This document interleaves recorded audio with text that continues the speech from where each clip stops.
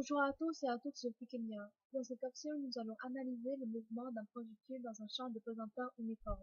Donc voici une représentation du lancer d'un projectile dans un champ de pesanteur uniforme. Donc dans la capsule expérimentale, les conditions d'étude seront que le champ de pesanteur est uniforme, où l'on négligera les frottements, et dans un référentiel terrestre qu'on supposera galiléen. Donc tout d'abord, il faudra définir le système et le référentiel. Donc par exemple, le système pourrait être le projectile de centre d'inertie x, et le référentiel pour par exemple, un objet qui aurait été lancé sur Terre sera le référentiel terrestre qu'on suppose galiléen. Donc pourquoi galiléen?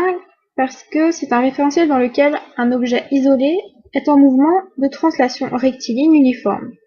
Donc la vitesse du corps est constante au cours du temps, en direction et en ordre, ce qui valide les principes d'inertie de la première loi de Newton, et sans lesquels nous ne pourrons pas appliquer la seconde loi de Newton que nous verrons tout de suite après.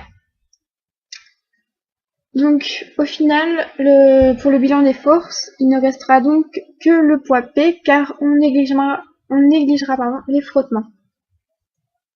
Donc voici la seconde loi de Newton, donc, qui dit que si une force est appliquée à un objet, celui-ci accélère. L'accélération notée A, qui se produit dans la direction de la force, est proportionnelle à celle-ci et inversement proportionnelle à la masse déplacée. Donc avec les vecteurs F et A dans la même direction. Et vous avez donc ici l'écriture de cette seconde loi de Newton. À présent, il nous faut trouver l'expression théorique de la trajectoire qui sera écrite sous la forme d'une équation y est égale ax au carré plus bx plus c. Sachant que a et b sont des valeurs théoriques déterminées grâce à alpha 0 et v0. Nous allons, pour commencer, modéliser la trajectoire de l'objet avec une projection sur un plan. Dans ce repère d'origine O et de vecteurs unitaires I et J, on a le vecteur OM représentant le mouvement de l'objet, lancé avec un angle de alpha 0 et à une vitesse initiale v0. Donc, le vecteur G est l'un des vecteurs décrivant le champ de pesanteur local qui ont même direction verticale, même sens vers le bas et même norme G0. Il faut retenir que le sens du vecteur G est opposé à celui de l'axe Y des ordonnées. Donc, il nous faut maintenant effectuer une analyse dynamique en projetant le vecteur accélération A et le vecteur de la vitesse V. Donc, le vecteur A est égal à AXI plus AYJ et le vecteur V est égal à VXI plus VYJ. Nous allons maintenant détailler le vecteur A. D'après la deuxième loi de Newton, où on a le vecteur A est égal au vecteur G. Donc, on a le vecteur G est égal à GI moins GJ. Car rappelez-vous, GJ a un sens opposé à l'axe des ordonnées, d'où le moins. De plus, comme il existe une propriété qui dit que si la trajectoire du point est une droite et que sa vitesse est constante, son vecteur accélération est nul. Donc on obtient le vecteur G est égal à moins GJ, uniquement. Avec moins GJ non nul, car le vecteur G est par définition vertical et non horizontal, car dans ce cas, il se réduirait à un point, c'est-à-dire un objet de longueur nulle. On obtient donc à la fin AX est égal à 0 et AY est égal à moins G. Il nous faut maintenant lier le vecteur A et le vecteur V grâce à la relation qui dit que l'accélération est égale à la dérivée de la vitesse sur le temps. Donc on a AX est égal à la dérivée de VX sur le temps et AY est égal à la dérivée de VY sur le temps. On obtient par remplacement que la dérivée de Vx sur le temps est égale à 0 et que la dérivée de Vy sur le temps est égale à moins g. Donc maintenant nous allons parler de la vitesse. Nous allons maintenant effectuer une intégration qui nous permettra de déterminer Vx de t et Vy de t. Donc, cette intégration consiste à trouver à partir de la dérivée la fonction primitive. Nous connaissons la dérivée de Vx qui est égale à 0. On en déduit donc, grâce à nos connaissances en mathématiques, que la dérivée d'une fonction constante est 0, d'où Vx de t est égal à une constante. On établit le même raisonnement pour la fonction primitive de la dérivée de Vy qui est égale à moins g. On trouve une fonction affine car cette fonction a pour dérivée une constante. Donc maintenant, il nous faut déterminer la constante de Vx de t et celle de Vy de t grâce à la projection.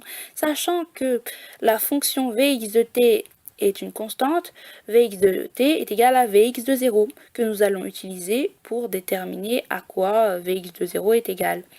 Donc grâce à la formule du cosinus, on obtient Vx de 0 est égal à V0 fois cosinus alpha 0. De même, pour Vy de t, avec lequel on obtient une longueur égale à V0 sinus alpha 0, grâce cette fois à la formule du sinus. Donc, on a Vx de t est égal à moins g fois t plus V0 fois sinus alpha 0, que l'on obtient grâce à la fonction affine ax plus b. Donc, la prochaine étape consiste à lier le vecteur v au vecteur OM. Comme nous l'avons fait précédemment, le vecteur v est égal à la dérivée du vecteur OM sur le temps, sachant que le vecteur OM a pour coordonnées xi, yj. Nous allons maintenant remplacer. Vx est égal à la dérivée de x sur le temps et Vy est égal à la dérivée de y sur le temps. Donc on obtient la dérivée de x sur le temps est égale à V0 fois cosinus alpha 0 et la dérivée de y sur le temps est égale à moins g fois t plus V0 fois sinus alpha 0. Maintenant, nous avons de nouveau une intégration qui aboutira à notre équation de la trajectoire y de x. On a x de t est égal à V0 fois cosinus alpha 0 fois t plus la constante qui correspond à 0. Grâce à une petite équation, on trouve que t est égal à x divisé par V0 fois cosinus alpha 0. Cet élément, nous allons l'incrémenter dans l'équation de y de t,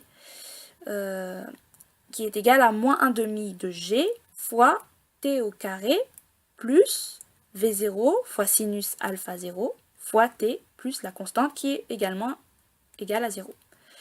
Donc, à la fin, après un petit calcul, on obtient y de x est égal à moins g divisé par 2 fois V0 au carré fois cosinus au carré fois alpha 0, de alpha 0.